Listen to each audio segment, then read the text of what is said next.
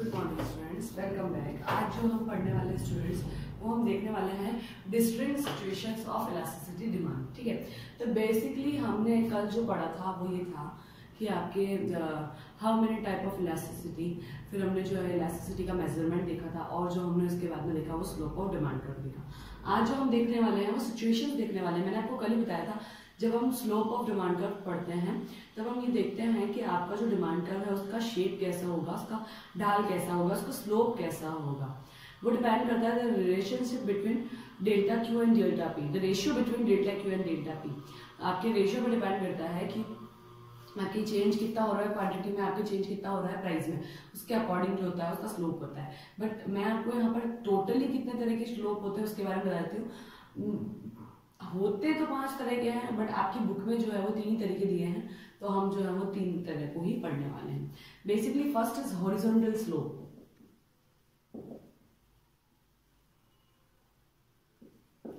ठीक है students, horizontal slope जो होता है उसमें जो आपका कर्व होगा वो कुछ इस तरीके का होगा। देखिए ये ठीक है, ये हमारा डिमांड कर्व। आप कहेंगे कि डिमांड कर्व तो ऐसा होता ही नहीं है, बट कुछ सिचुएशंस ऐसी होती है स्टूडेंट्स जहां पर जो है प्राइस में किसी भी तरीके का चेंज नहीं आता है बट क्वांटिटी डिमांड में चेंज आता है।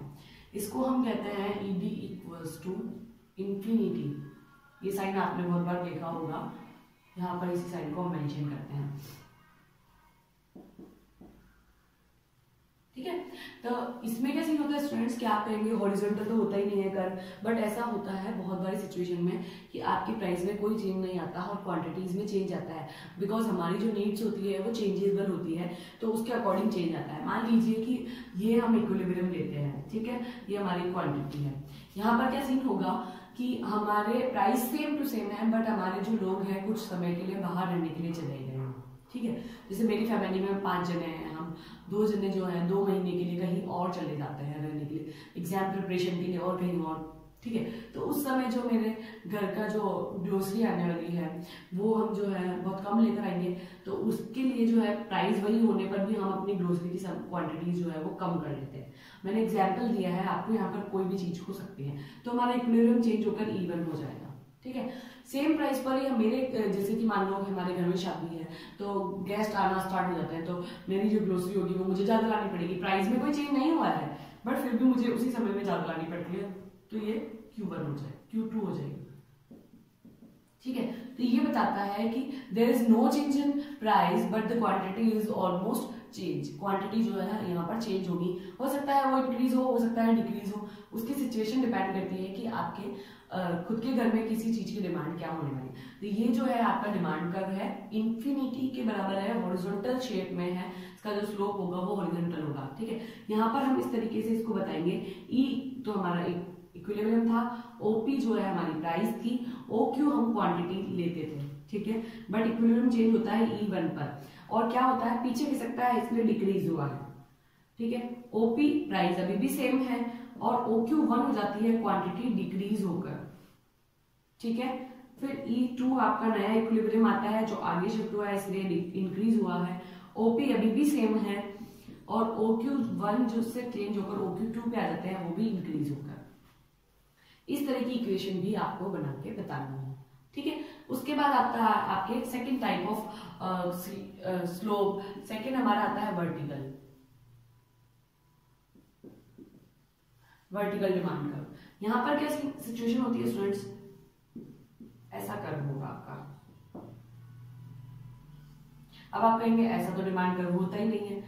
एक्चुअली ऐसे नहीं होते हैं, ये बात सही है, but there are many situation you have. अपने पास जो है बहुत सारी सिचुएशंस होती है, कभी प्राइस बढ़ भी रही है, कभी हम अपनी नॉलेज की कमी के चक्कर में महंगी ले आते हैं चीज, कभी कभी हमको अर्जेंसी होती है तो उसकी वजह से भी अपन को जो चीज है वो बहुत महंगी लानी पड़ती है। तो ये होता है, ये जो चीज है ना, आपको हो सकता है कि क्वेश्चन केवल इसी तरीके दे दे और आपसे पूछा make the diagram of this, तो आपका अगर इसका डायग्राम बनाना है तो आपको ये याद रखना पड़ेगा कि इंफिनिटी क्या होता है, शेप कैसा होता है, इलास्टिसिटी क्या होती है। यहाँ पर जो इलास्टिसिटी होगी वो जीरो होती है, यानी there is no change in demand, there is no change in demand. यहाँ चेंज होता है डिमांड में, फुल्ली चेंज होता है, कहाँ पर लिखते हैं, इसीलिए इंफिनिटी लिखते हैं। ठीक है। तो देयर इज नो चेंज का मतलब क्या आ गया, मान लीजिए कि ये प्राइस है, ये इक्विलिब्रियम, ठीक है।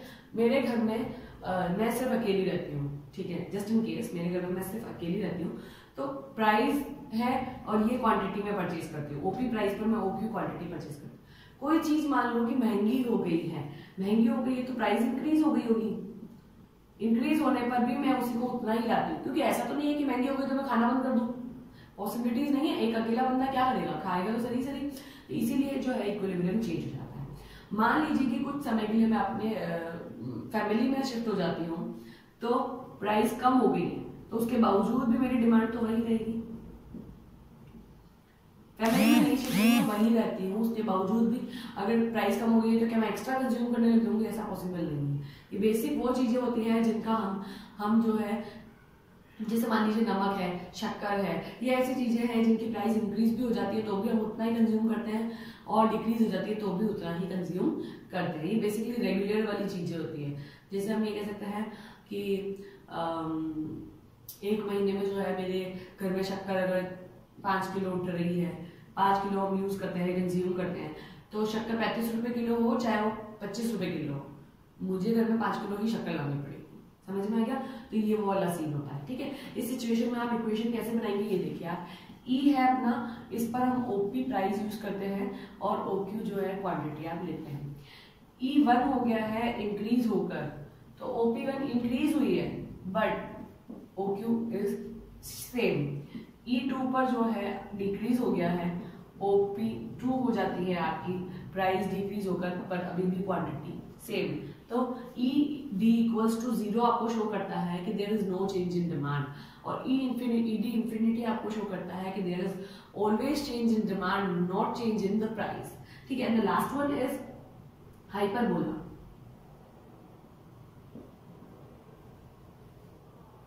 ठीक है। इसको हम कहते हैं ED इक्वल्स टू 1, यानी same change in price in the same change in quantity, ठीक है। अब इसका जो डायग्राम होगा स्टूडेंट्स वो कुछ इस तरीके का बनेगा। हाइपरबोला होने का मतलब होता है कि थोड़ा सा ऐसे झुका हो, हल्का सा स्ट्रेट लाइन में ना हो, ठीक है। ये this is the demand curve. मान लीजिए कि आप ये प्राइस यूज करते हैं और ये क्वांटिटी आप यूज करते हैं।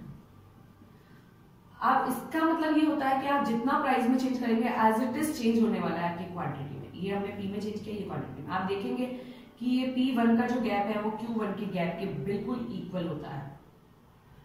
Same change in price in the same change in quantity. हम 2 रुपए पे 4 चीजें यूज करते थे और 4 रुपए होने पे हम 2 चीज यूज करने लग जाए, तो ये जो चेंज आएगा वो आपका जो है बताता है हाइपरबोला कर्व को, यानी ED इक्वल्स टू 1। 1 का मतलब होता है कि दोनों में जो चेंज है वो दोनों ही बराबर होने वाला है। जितना आपने प्राइस में चेंज किया उतना का उतना आपकी डिमांड में चेंज होता है, ठीक है। तो इसका इक्वेशन अगर आप बनाने चालू करते हैं तो E equals to OP and OQ, ठीक है।